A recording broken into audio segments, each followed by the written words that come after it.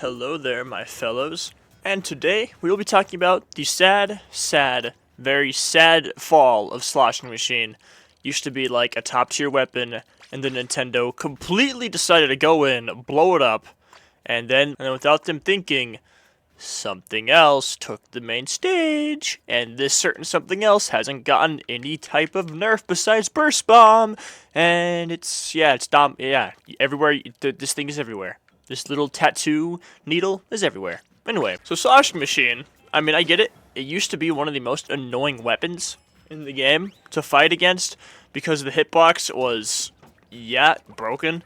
It had a good range and also had a bomb that let it get in and be able to wreak havoc with basically risk-free, since as long as you hear that one hit, if you just shoot near them, they're gonna die. So this weapon was pretty broken, but the nerfs they did, I'm pretty sure, were the wrong way. Kind of similar to Brella's story, but what happened to Brella was way, way worse than our boy right here.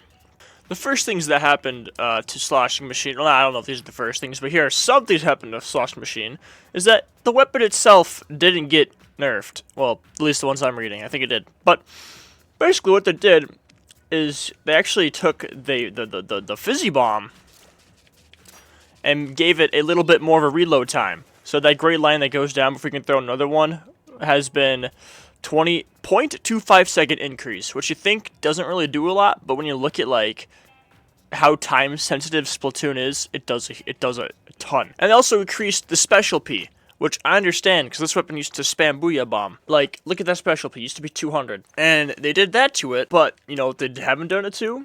Splash-O-Matic, because, spamming Crab Tank is way better than spamming Booyah Bomb. Not really. And then they took the Sloshing Machine's ink consumption. And what they did?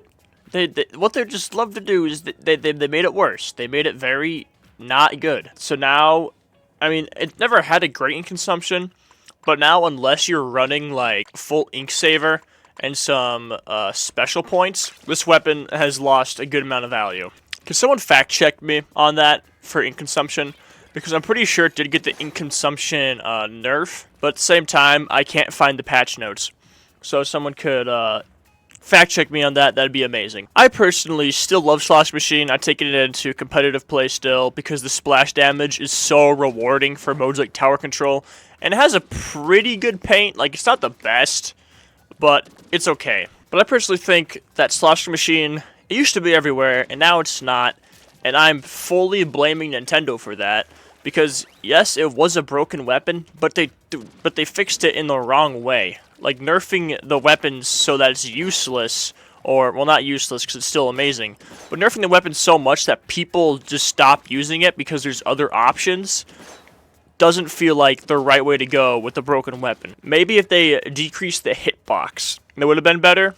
Not the damage was fine. The damage is perfect with this guy. But just the hitbox, I think, is what got the most people, because they thought they were safe behind some corner, and that'd be like completely out of range of a blaster shockwave.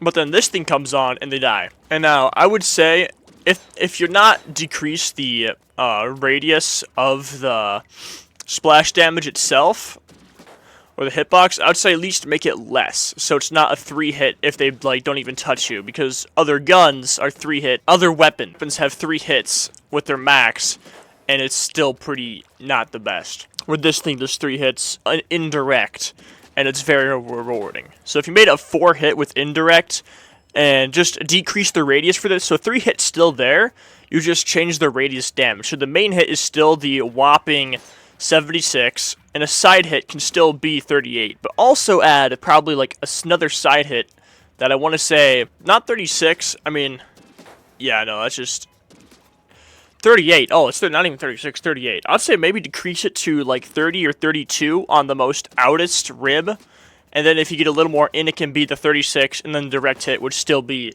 the 78. But without that 76 damage, it loses all the value completely, and it'll end up like what they did to the Brella class. And for people that don't know what happened to Brellas, they took, I don't actually own any Brellas because they're bad. Well, I own this one. This one's bad. But for people that don't know what happened to the Brella class, Nintendo just took the damage in their little Nintendo palms and they deleted it. So what used to be the weapon to keep like blasters and shooters in check doesn't exist anymore. And then with the fall umbrella, the rise of shooters came because their counter left. Now, some players can still get value out of this weapon if they're accurate and they use it as like a support so that gunners can get in and that they can finish off people. But I'm just saying, replace the umbrella damage to what it was and then work on some other type of balance for it, because taking away weapons damage doesn't fix it. It just makes people not want to play it, and that ruins the class. And this was a creative class too. Like, when I saw the Splatoon 2 trailer, I was like, what? There's shield weapons now? And yeah, there was, but then Nintendo took the shield weapons and put them in the blender.